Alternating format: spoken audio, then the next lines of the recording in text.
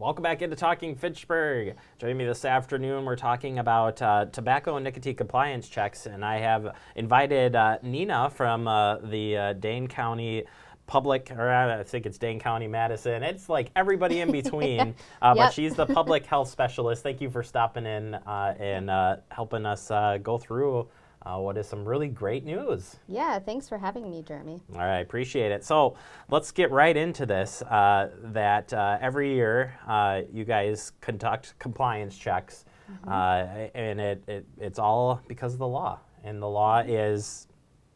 Yeah, so state statute 13466 does require that no persons under the age of 18 can purchase or possess tobacco or nicotine products.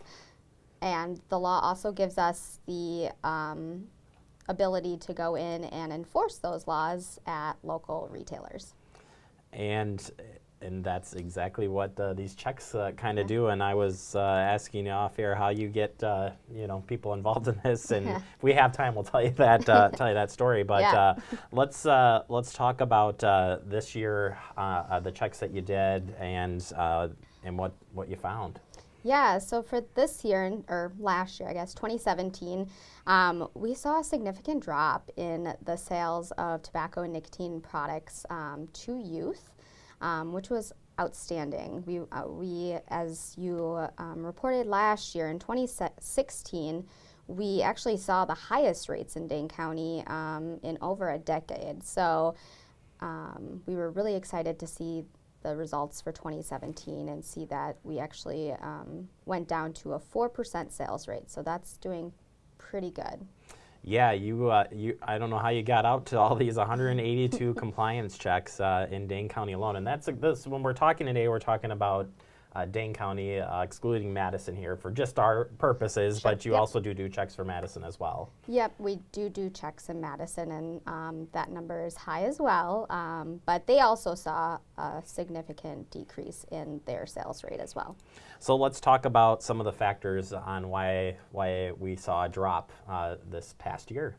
Yeah, so in response to our all-time highs in 2016, we really did try to amp up our promotion and bringing to light the education that's required to sell tobacco products. So we really did promote a free online training. It's wisconsinTobaccoCheck.org, and we really encouraged all clerks to do that training and send us proof that they've completed that training, and it worked. Yeah, we have a piece of that website of what that looks like for the trainers. What are some of the things that they go through when they log into this website? Yep, so managers and owners will have to go on, log in, and activate their store.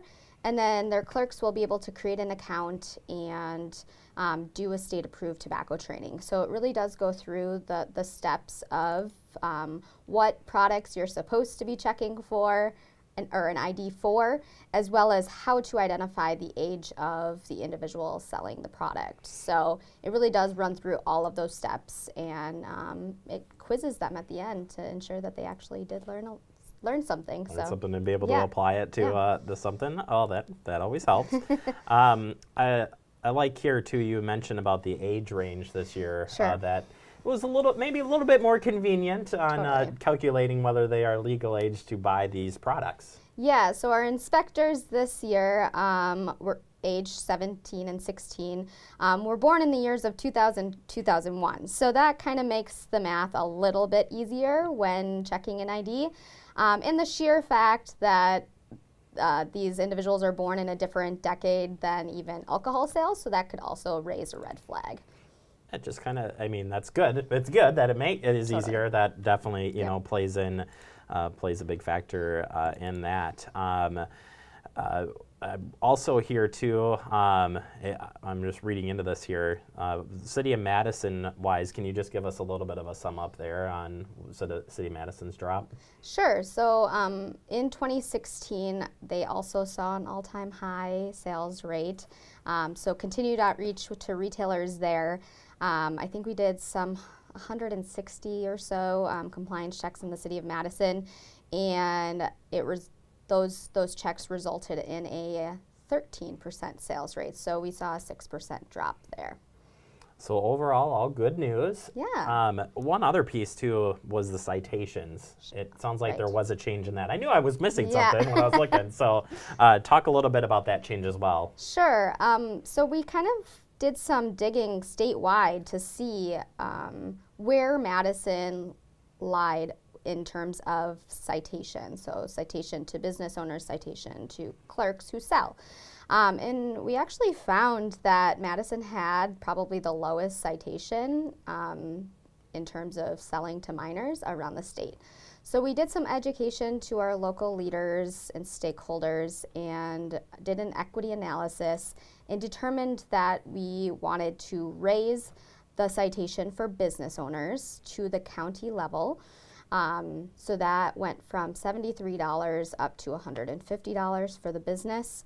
And the result of our equity analysis found that we wanted to keep the citation to clerks the same. So that's staying at the $73 level, just because folks who work those jobs are typically lower income people of color, and we don't want to perpetuate any type of citation there. Perfect. Well, last but not least, if store owners, anybody who wants to get involved with the Wisconsin Women's Program, Sure. Or have any questions, concerns, how can they find you? Yes, please give me a call. My office phone number is 608-243-0434, or my email is ngregerson@publichealthmdc.com. So please reach out. Happy to help in any way I can. Nina, thank you so much for taking the time. I appreciate it. Again, yay to the businesses out there. Yay for getting that compliance checks and following the law. And we hope to have you on future shows here. Yes, thank you. I'd love to come back. Fantastic. That is Nina. And again, thank you businesses around the city and the state for great compliance. Well, I guess in Dane County. Dane County, yeah. But yeah, the whole state. Yeah. Whole Thumbs state. up to everybody here. All right. So we need to take a quick break. We'll be right back. It is Talking Fitchburg.